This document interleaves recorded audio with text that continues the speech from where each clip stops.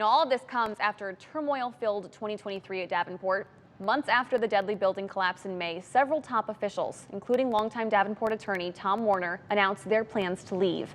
Another one was City Administrator Cori Spiegel, whose departure was marked by a $1 million payout for prolonged harassment by current and former elected officials. This plan, of course, was revealed to have been in the works before 2023's city elections, but was not announced until after. So joining us today to discuss this is Ed Tibbetts, a former Quad City Times reporter who has spent more than 3 decades covering issues in Davenport. Ed, thank you so much for being here. Oh, thanks for having me. I appreciate it. For those of you at home, Ed publishes Along the Mississippi, which is a newsletter on Substack. And a few weeks ago, you published an article about, quote, the stench in Davenport. It got a lot of traction online. I'm curious why you use that language. Well, I don't use that word easily, but I think it applies. Just look at the facts. You cited some of them. In October, the City Council reached an agreement with Cori Spiegel for a $1.6 million payoff. $1 million for emotional pain and suffering that you mentioned, $600,000 for lost wages. They did this in October, and they kept it under wraps until after the election. Then, about a couple of weeks later, the day before Thanksgiving, they decided to give some of the details out. When they knew, they had to know that people wouldn't be paying attention. And then, on top of that, the City Council offered a statement that said very little. They said that the payment was for harassment, but they gave very few details about that. And then they said they wouldn't answer any more questions.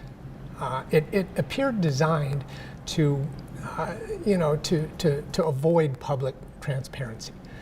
They didn't even take the final action in open session as required by law. And after public pressure, they then went about doing that. But in doing that, they didn't make any public comment. They had an opportunity to breathe some transparency into this incident, and they chose not to do it. Chose not to do that. And I think that smells. Especially when we're talking about $1.6 million of taxpayer money It's as public, well. It's public money, and the public was fully left out of this process. Ed, you've been covering City Hall for more than 3 decades. Have you ever seen a situation like this? My history with Davenport City Hall goes back to the early 90s. I covered City Hall day to day, every day, for 7 to 8 years. After that, I left the Daily Beat to become a columnist. I still wrote about Davenport City Hall. I spent 3.5 years as editorial page editor of the Quad City Times, watched Davenport City Hall very closely. I don't think I've ever seen anything quite like this.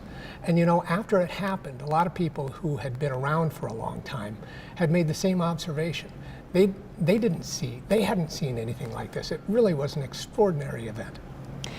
So, we have the situation. We know that, a subsect of the population was angry, especially following the Davenport collapse, and yet we have a 17% turnout in the city's election in 2023. What do you make of that? Well, I think that local elections typically have a lower voter turnout than congressional elections, certainly than presidential elections. And it's sad that that's the case because local government is closest to the people. It is where the people can have the most impact, and yet typically we don't see a big turnout. One would hope that in instances like this, it would galvanize interest in terms of turnout in elections, but also in public comment at City Hall. And who knows what we'll see in the new year. Hopefully that happens. Before I let you go, I wanted to ask one more thing about the article that you wrote in the series of articles.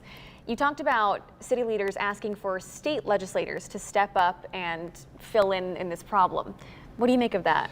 Well, the City Council's statement the day they released details talked about needing the state to do something about this. Frankly, I don't think the local alderman and mayor need the state's permission to do the right thing. If they see harassment happening, say something. They don't need the state's permission to do that, and yet they didn't in this instance. That was my objection. Well, Ed, I can't thank you enough for joining us. One more time, tell people your Substack newsletter. It's called Along the Mississippi. It's on the Substack platform, substack.com. You can find it there. Wonderful. Ed, thank you so much. Thanks for having me.